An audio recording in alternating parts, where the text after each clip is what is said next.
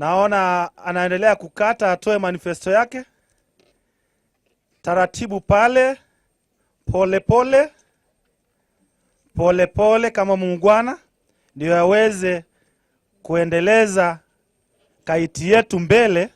Mumbunge wa kiliombunge cha Kaiti na ola wengi ukuite kivela kiuna tikiti wa chama cha Jubilee Mheshimiwa Richard Katemi Makenga. Kwa muthenyani wa iyoo nuvikiie na kulaunch manifesto yake. Kana maondo wakavikiia na kumweka mwenenthi wa Kaiti Nyuvai, sokoni wa Kasunguni nthini wa wadi ya Watema, sub-Kaundini ya Kaiti Kauntini ya Makueni. Nimesha fungua kipurushi ambacho ndani yake kuna manifesto, na manifesto ndio hii. Ni kitabu maridadi kabisa mnavyokiona, lakini kinaye mambo mazuri sana ndani yake. Kwa hivyo ningependa kuchukua fursa hii sasa nizindue na niweze kuwasomea mipango ambao niko nayo.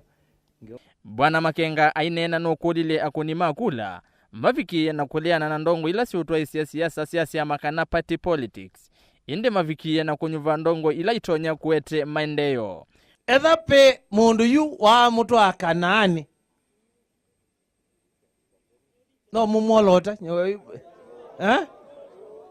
niwo wiva kana beongewa kwa mutu akanani ala mekwasya kana manyuva makanyuva 2017 kana kula isukite makanyuva mundu based on chama. Yo chama hii bora skulu wa Kasunguni wina thina wa chova yo chama kitumite kitoko twakia choge aniki paso koni wa Kasunguni wo thina wacho mwaiwe chama chukite umwakia chova mwaiwe nyayuketha mwanyuvi on the basis of chama kana ngoko muthukuma on the basis of chama ni muya mulipotea. Makenga oingini wathania kuthukuma kwa vamwe na enenthi makaiti kwikithia kana mitatatala ila wavikiie na kwambisya ni wa mimina. Ndongoi ino kavindani kauni osie iviso ya kuelesya miradi ila yikite kuma ya thamia chamani cha Jubilee na kila kitongwe wene Musumbi Huru Kenyatta, kuma chamani cha Wiper kila kitongwe wene Stephen Kalonzo wa Musyoka.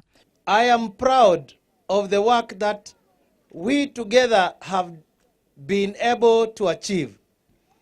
The highlight of my 2013-2017 tenure as the elected member of the National Assembly for Kaiti constituency include utmost transparency and accountability for public finances through National Government Constituency Development Fund and other sources.